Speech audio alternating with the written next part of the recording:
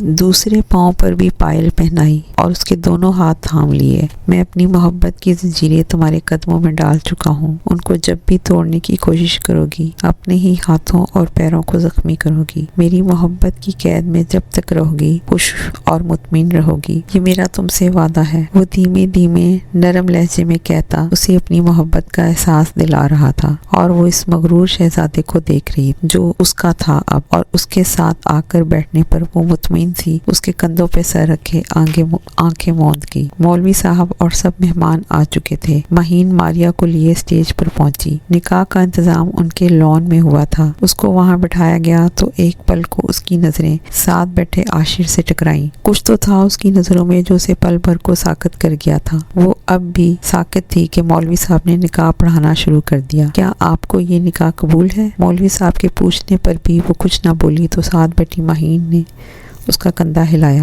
وہ چونکی۔ مولوی صاحب نے دوبارہ دہرایا تو وہ بولی، قبول ہے، قبول ہے، قبول ہے، قبول ہے، جی قبول ہے۔ ماریا سے فارغ ہو کر مولوی صاحب نے عاشر سے پوچھا، کیا آپ کو یہ نکاح قبول ہے؟ وہ چپ رہا تو انہوں نے دوبارہ پوچھا، قبول ہے؟ صباحت بیگم نے اس کا کندھا ہلا کر جواب دینے کا کہا، پر وہ جواب دیے بغیر اٹھا اور وہاں سے چلا گیا۔ اس کے جاتے ہی لوگوں نے جے گویاں شروع کر دی۔ امی! اپنی ماں کو دل تھام کر گرتا دیکھ کر ماریا اور وجیہہ ان کی طرف لپکی۔ ان کو ہاسپٹل لے جایا گیا۔ وہ ICU کے باہر لٹی پٹی حالت میں بیٹھی اپنی ماں کے لیے دعائیں کر رہی تھی کہ سامنے سے آتے عاشر کو دیکھ کر وہ ایک جھٹکے سے اٹھی تھی۔ پھوپھی کی طبیعت کا سن کر وہ فوری ہاسپٹل پہنچا تھا کہ سامنے سے آتی ماریا نے جھٹکے سے اس کا گریبان پکڑا۔ اگر میری مام کو کچھ ہوا نا تو میں تمہاری جان لے لوں گی۔ وہ دھاڑتے ہوئی اس کی باہوں میں گری تھی۔ وہ اپنے کمرے میں ہاتھوں میں سر دیے بیٹھا ہوا تھا۔ ماریا کا گرانا اور پھر اس کی باہوں میں بے ہوش ہو جانا بار بار اس کے ذہن کے پردے پر کسی فلم کی طرح چل رہا تھا۔ جو کچھ میں نے عائشہ کے کہنے پر کیا، کیا مجھے وہ نہیں کرنا چاہیے تھا؟ وہ خود سے بولا تھا، یا اللہ میں کیا کروں؟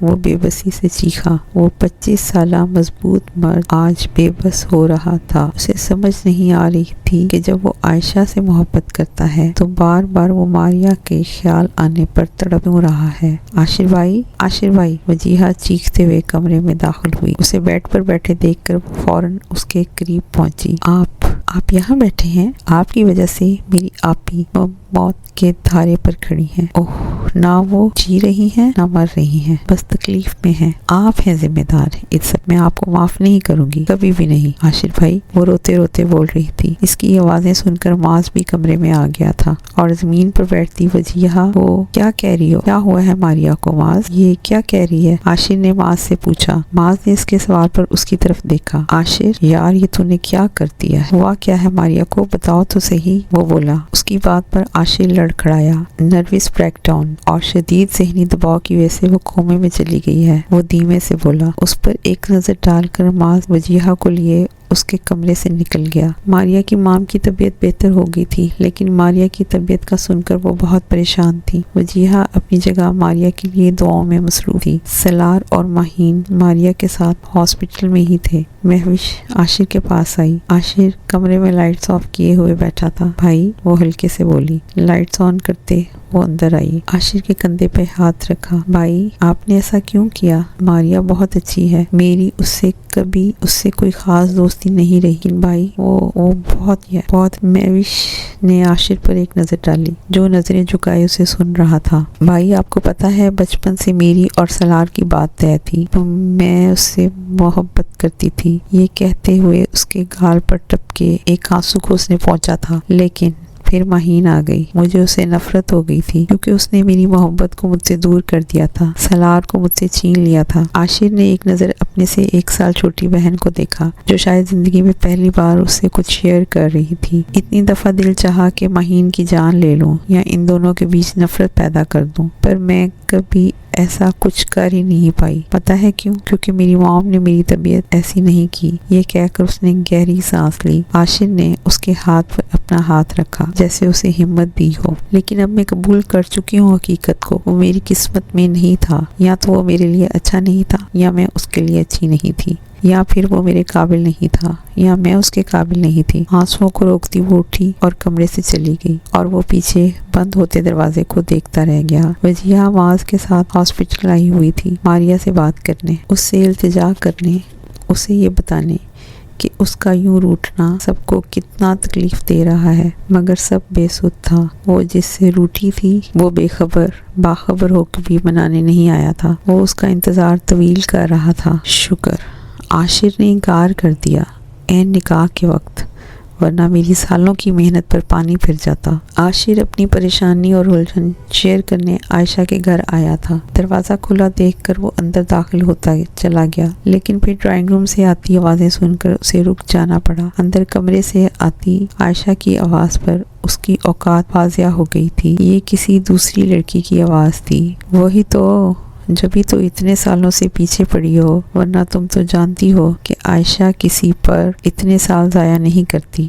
وہ اور بھی بہت کچھ کہہ رہی تھی، مگر جو وہ سن چکا تھا وہ اس کے لیے کافی تھا۔ اس کا بس نہیں چل رہا تھا کہ سب کچھ فنا کر دے۔ اتنے سالوں سے وہ صرف ایک لڑکی کے ہاتھوں کا کھلونا بنا رہا۔ وہ گاڑی ڈرائیو کرتا ہسپتال جا رہا تھا۔ بس اسے اب اور دیر نہیں کرنی تھی کہ ماریا امید چھوڑ بیٹھے اس کے آنے کی۔ لیکن آج ایک بار پھر وہ ایک اور غلطی کرنے جا رہا تھا، ایک ایسی غلطی جس کا خمیازہ اسے ساری زندگی بھگتنا تھا۔ ملازمہ نے اس کے کمرے میں آ کر اطلاع دی، مہین بی بی آپ سے کوئی ملنے آیا ہے۔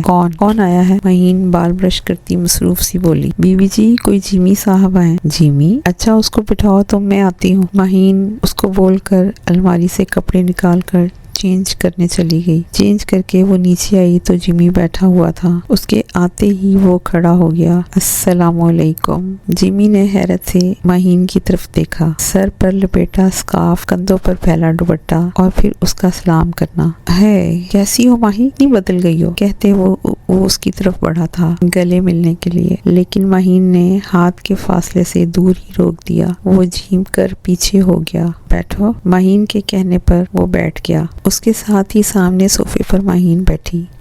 ماہی، میں جانتا ہوں تم خوش نہیں ہو اور میں تمہیں ناخوش نہیں دیکھ سکتا۔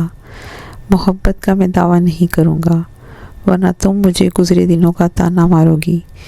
یہ کہہ کر اس نے گہری سانس بھری اور مہین کے تاثرات جاننے کی کوشش کی جو کہ بالکل سپاٹ تھے۔ ماہی، لیکن میں اب تمہارے ساتھ کھڑا ہوں۔ سلار جیسے شخص کے ساتھ رہ کر تمہیں اپنی زندگی برباد کرنے کی کوئی ضرورت نہیں۔ تم اپنا سامان پیک کر لو اور چلو میرے ساتھ۔ یہاں سے سیدھا ہم کورٹ جائیں گے اور ہم خلا کا کیس دائر کروائیں گے۔ یہ کہتے ہوئے جیمی کی نظر اٹھی اور سامنے دروازے پر کھڑے سلار پر پڑی، جس کے تاثرات بخوبی بتا رہے تھے کہ وہ ساری باتیں سن چکا ہے اور غلط فہمی کا شکار ہو چکا ہے، اور مہین اس بات سے بے خبر تھی۔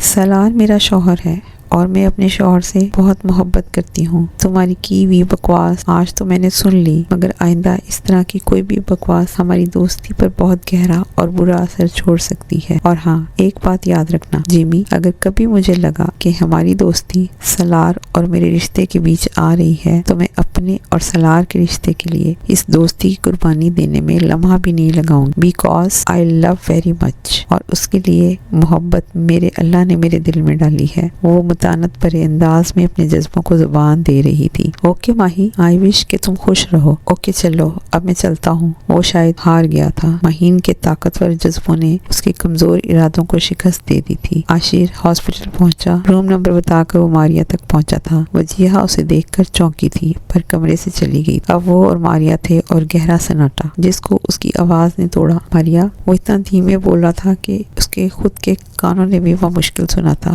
ماریا، مجھے معاف کر دو۔ اب کہ وہ اس کے پاس بیٹھا اور اس کا ہاتھ تھاما۔ میں نے تمہیں بہت دھتکارا، کتنی دفعہ تمہاری محبت کی تذلیل کی، پر ماریا تمہاری محبت بہت طاقتور تھی جس نے مجھے گھٹنے ٹیکنے پر مجبور کر دیا کہ ایک آنسو کا قطرہ بہہ کر اس کے ہاتھ پر موجود ماریا کے ہاتھ پر ٹپکا تھا۔ ماریا، مجھے معاف کر دو اور مجھے یہ حق دے دو کہ میں تم کو اپنا دل چرانے کی سزا دے دوں۔ وہ اس کے ہاتھ چومتے ہوئے بولا تھا، میں نے آپ کو معاف کیا عاشر مرتضی۔ ماریا کی آواز پر اس نے جھٹکے سے سر اٹھایا۔ دونوں کی نظریں ملی۔ ایک کی نظروں میں کچھ پا لینے کی خوشی تھی، جبکہ دوسرے کی نظروں میں کچھ جیت لینے کا اطمینان تھا۔ آپ کی اتنی بے رخی اور بے اتنائی کے باوجود میں آپ سے محبت کرنا نہ چھوڑ پائی۔ آپ کے لاکھ دھتکارنے کے باوجود تمہارے لیے میری محبت میں کمی نہیں آئی۔ عاشر، میں اپنے آپ کو ابھی بہت خوش نصیب محسوس کر رہی ہوں۔ آپ کے اقرار نے میری روح کو مطمئن کر دیا ہے۔ بالآخر میری بد نصیب محبت جیت گئی۔